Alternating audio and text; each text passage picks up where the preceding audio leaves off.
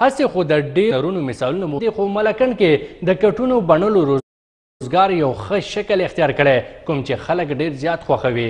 عمران زریاب ریپورټ تیار کړی، راځئ چې وګورو.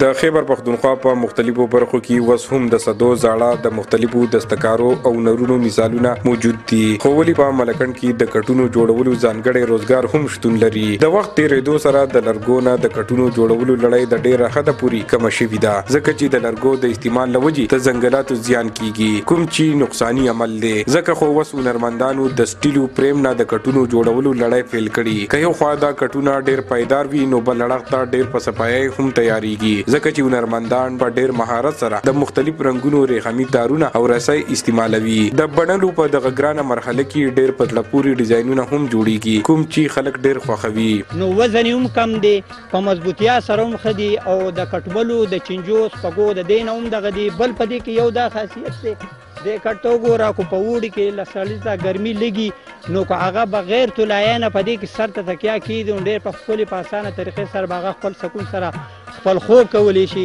په دې کاروبار سره لرګي بچت شو. لرګي څنګه بچت شو چې څوک د لرګي بازو خوښوي هغه ته نیم بازو خوښوي.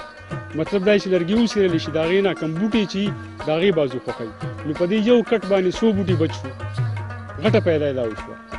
په یو کټ باندې چې یو کټ د جوړې کم از کم 3 بوټي به هغې له وایي، تنی بوټي بازو خلک خوښوي. عام نه چې دا یو چې دی زنګ نه کوي، خرابېږي، هغه نه دا لږ پاسته دي او هغه پلاستیک چې و هغه لږ سخت و، زمونږ د لاس پې هم خوږه او د دې لږه ډیمانډ هم زیات دی، خرڅېږي هم لکه ډېر. د کټونو بڼل په ډېر مشکله کیږي، خو ولې هنرمندان د خپل سوچ او د خلکو د خوښې داسې ډیزاینونه جوړوي چې خلک ورته ګوته په خوله شي. د لاسونو د ښکلي هنر د هنرمندانو پټ صلاحیتونه هم په ډاګه کوي.